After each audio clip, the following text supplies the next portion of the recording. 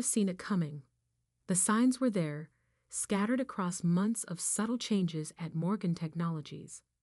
The way Robert Morgan, our CEO, started bringing his son Patrick to executive meetings. The way he'd interrupt my presentations to ask Patrick's opinion, despite his fresh out of college status and complete lack of real-world programming experience. But when you're deep in code, building something revolutionary, it's easy to miss the office politics swirling around you. My name is Michael Sullivan, and for the past 3 years, I've been developing a predictive maintenance system that could revolutionize the manufacturing industry. Not just another monitoring system, but an AI-driven platform that could predict equipment failures weeks before they happened, potentially saving companies millions in downtime and repairs. It started as a small project, something I tinkered with during late nights when the office was empty. I'd spent 15 years in industrial automation, watching factories lose millions to unexpected equipment failures. I knew there had to be a better way. "You're onto something big here, Mike," Robert had said 2 years ago when I first showed him the prototype. His eyes had lit up with dollar signs as I demonstrated how the system had predicted a critical failure in our test facility 3 weeks before it happened. "Whatever resources you need, they're yours." And he'd meant it back then. The company poured $2 million into development. I built a team, installed sensors throughout partner facilities, gathered data. We worked endless hours, fueled by coffee and the conviction that we were creating something that mattered. The system evolved beyond my wildest expectations. It didn't just predict failures. It learned, adapted, understood the unique patterns of each facility it monitored. The neural network I designed could detect subtleties that even experienced maintenance engineers missed. "This is impressive work," Patrick had said last month, hovering over my shoulder as I fine-tuned the core algorithm. "But wouldn't it be better if we simplified it? Made it more accessible?" I should have recognized the danger in his words. Patrick, with his fresh MBA and zero programming experience, had been appointed as Project Oversight Director 3 months ago. His suggestions always centered around making things simpler, more marketable, user-friendly, corporate buzzwords that masked his fundamental lack of understanding.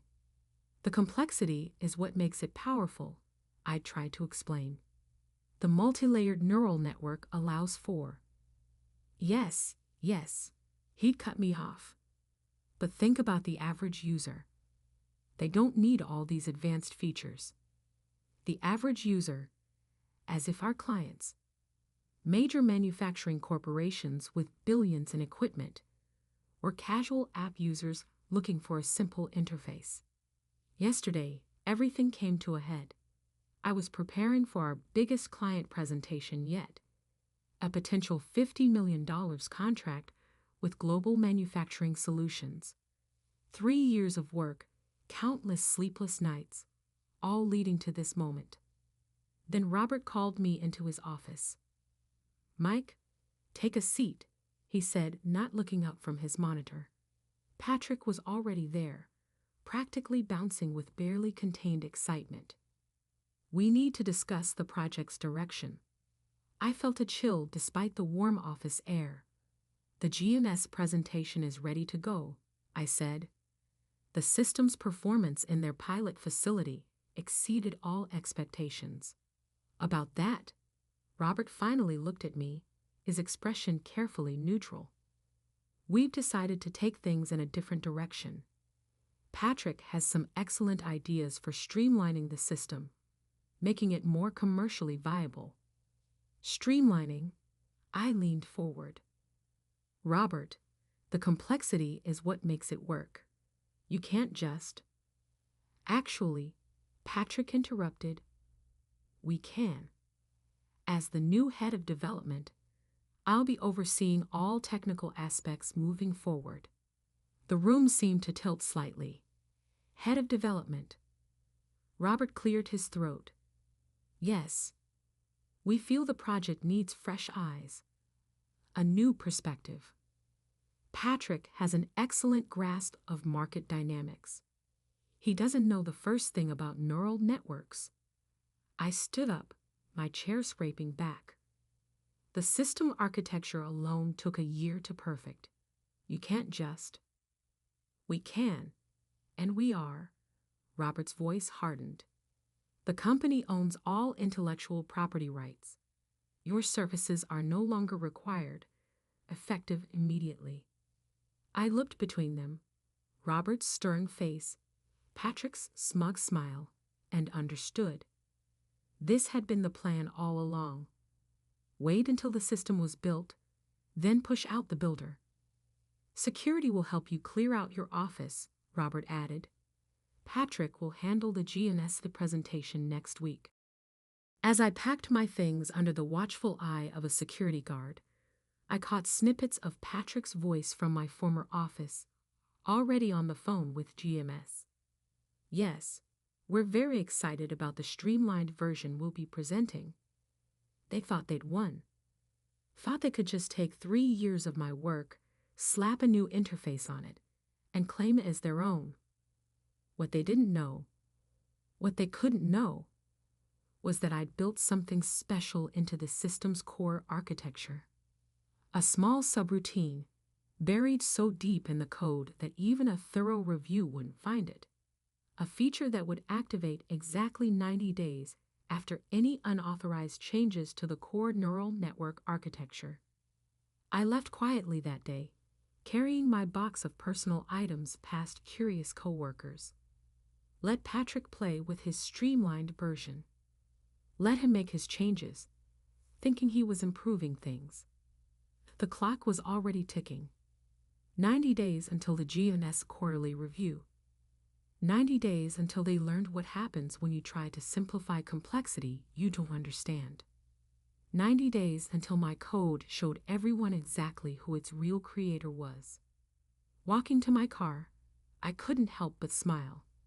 Sometimes the best revenge isn't an explosion. It's a carefully timed revelation.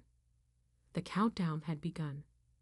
60 days can feel like an eternity when you're waiting for justice. But when you're preparing to expose a multi-million-dollar fraud, time moves surprisingly fast. I spent the first week after my firing in a state of controlled rage, methodically documenting everything.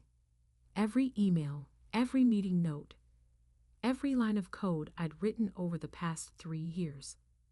My apartment's spare bedroom transformed into an evidence room. Walls covered with printouts and sticky notes tracking the project's evolution. Then came the message from Diana, my former lead systems analyst. They're breaking it. Mike. Her text read, Patrick's streamlining is destroying the core functionality. The test results are all over the place. I wasn't surprised. The neural network I'd built was like a delicate ecosystem. Change one part without understanding the whole, and everything falls apart. But I needed details. We met at a small coffee shop far from the office. Diana looked nervous, constantly checking over her shoulder as she slid a USB drive across the table. Patrick's ordered a complete simplification of the interface, she said, disgust evident in her voice. He's removing safety checks, bypassing validation protocols. Says they're unnecessarily complex. I picked up the drive, careful to keep my expression neutral. How's the team taking it? Half have resigned already. The ones who stayed. She shook her head. They're documenting everything, just like you asked. But Mike, the GMS presentation. She hesitated. What about it? They're faking the results. Patrick couldn't get the system to produce the predictions they promised, so they're manually entering false data. They're going to demonstrate a completely fabricated version to GNS. Perfect. Exactly what I'd expected them to do. Back home, I reviewed the files Diana had brought. Patrick had done exactly what I'd predicted. Stripped away the complex validation systems, removed the redundancy checks, simplified the neural network architecture to something he could understand and take credit for. And in doing so, he'd activated every trigger I'd hidden in the code. You see, the system I'd built wasn't just smart. It was self-aware in a very specific way. It knew its own architecture, understood its own complexity.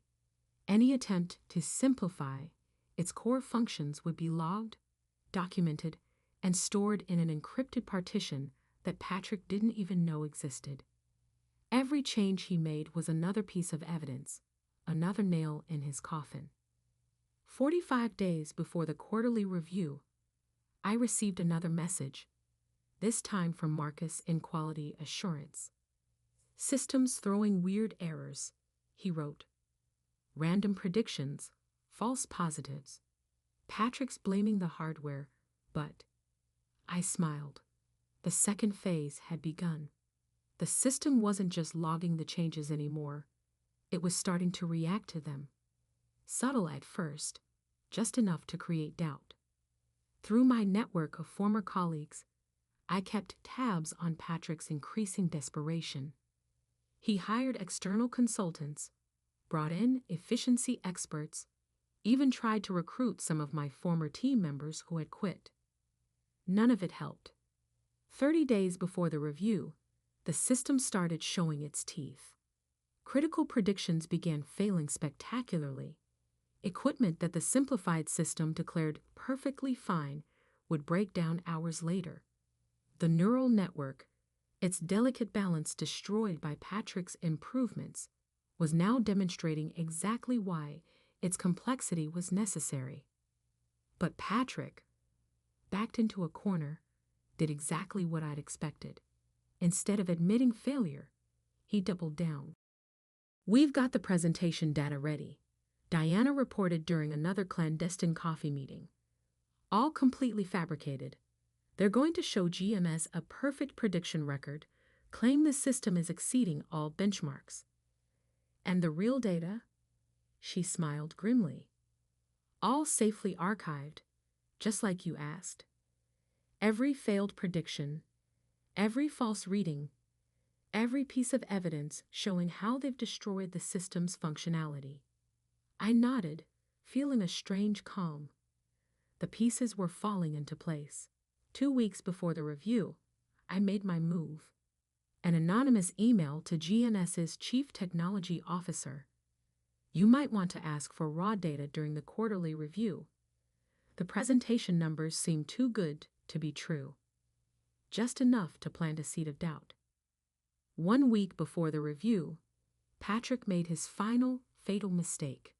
In a desperate attempt to fix the system's increasingly erratic behavior, he ordered a complete override of the core neural network protocols. "He's wiped out the original architecture completely," Diana texted, "replaced it with his streamlined version." And with that, the countdown entered its final phase. The hidden subroutine, dormant until now, had been waiting for exactly this moment. When Patrick erased my original architecture, he unknowingly activated the system's final protocol.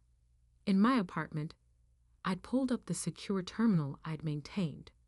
A single command prompt blinked, waiting. I thought about all the nights I'd spent building this system, the pride I'd felt when it first successfully predicted a critical failure, the betrayal in Robert's eyes when he'd chosen nepotism over merit. I typed a single command, "Initialize protocol revelation." The terminal responded, "Protocol activated. Execution in 7 days." 7 days until the quarterly review. 7 days until Patrick would stand in front of GNSA's executive board, ready to present his simplified version of my work. 7 days until everyone would learn what happens when you try to take credit for someone else's genius. I closed the laptop and poured myself a drink. The system was armed, The trap was set, and all the players were in position. Now it was just a matter of waiting for the curtain to rise on the final act. The day of the GNS Quarterly Review dawned bright and clear.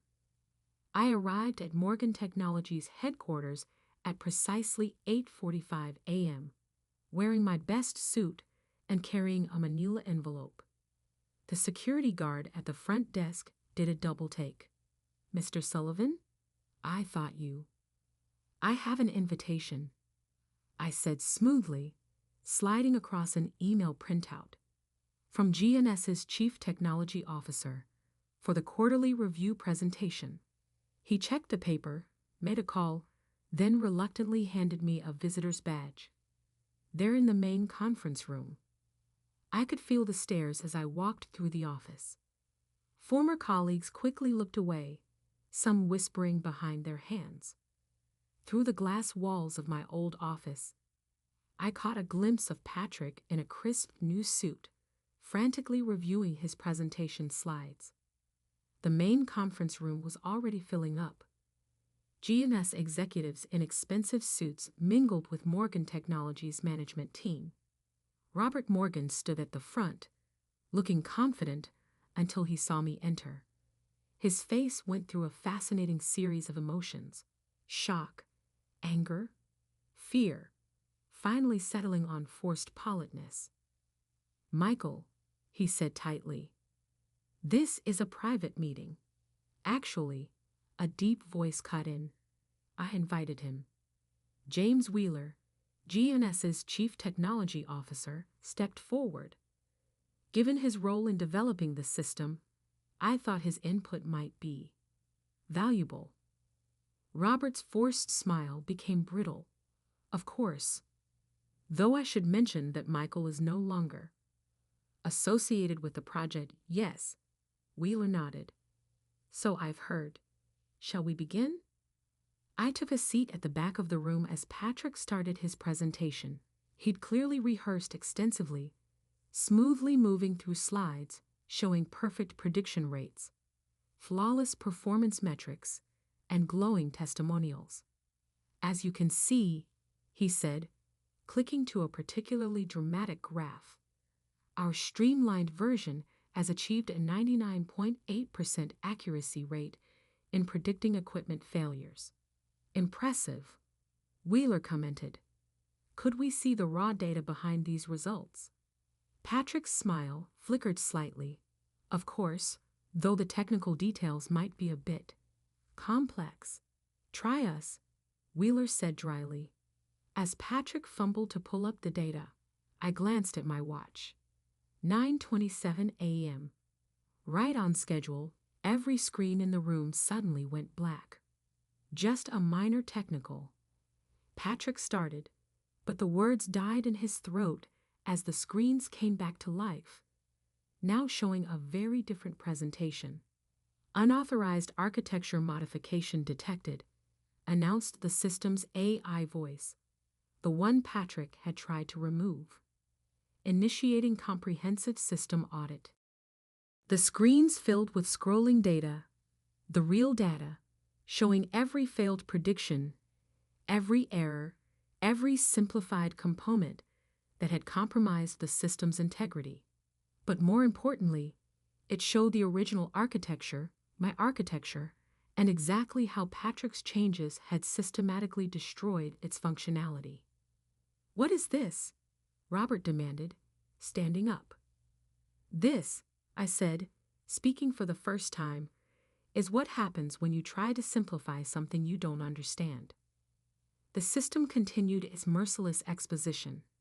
Split screens showed Patrick's fabricated results alongside the real performance data.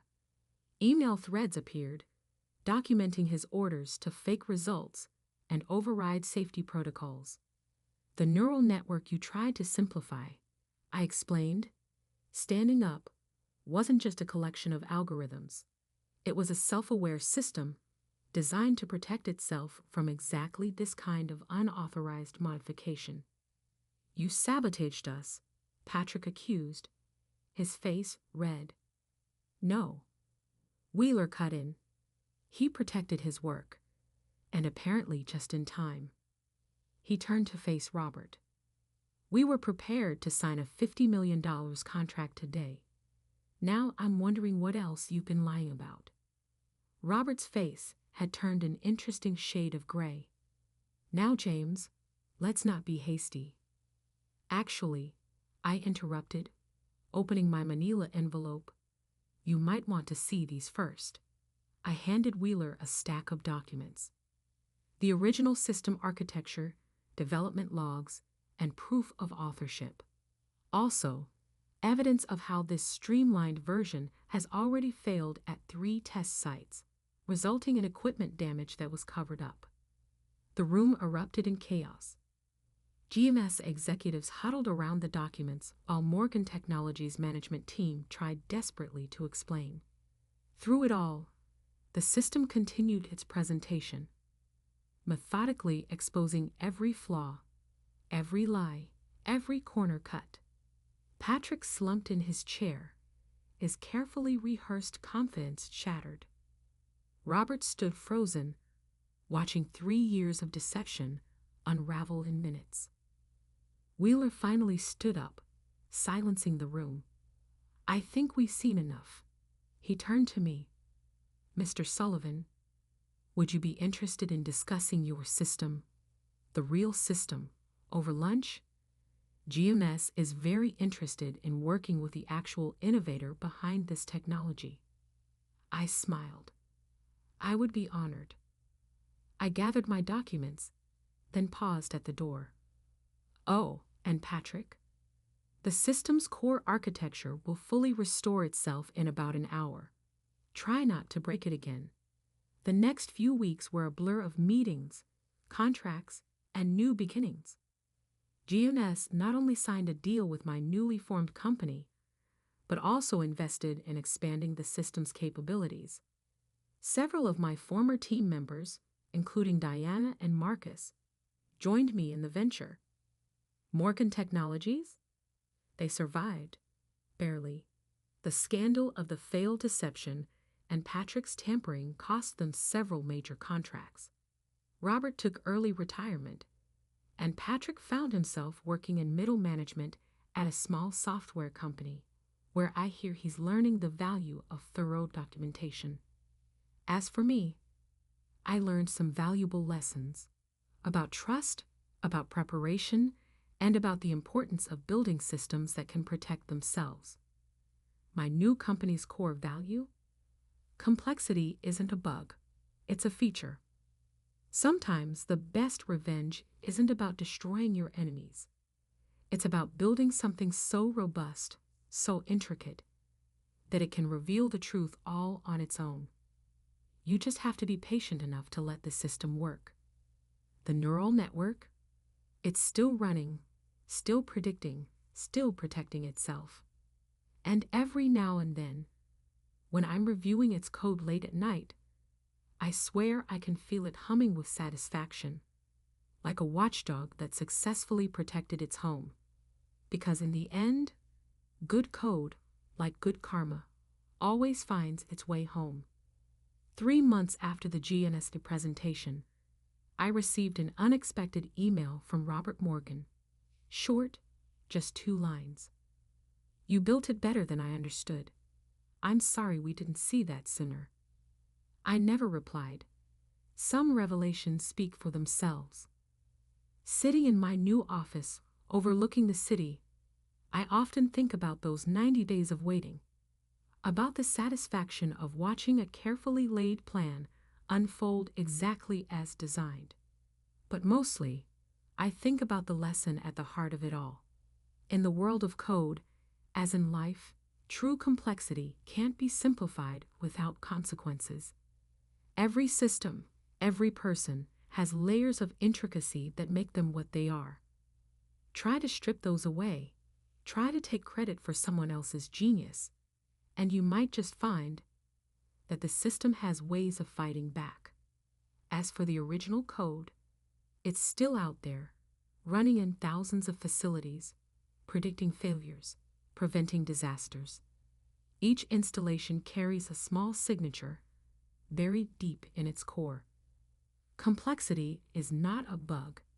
It's the feature that keeps us honest. Patrick never did figure out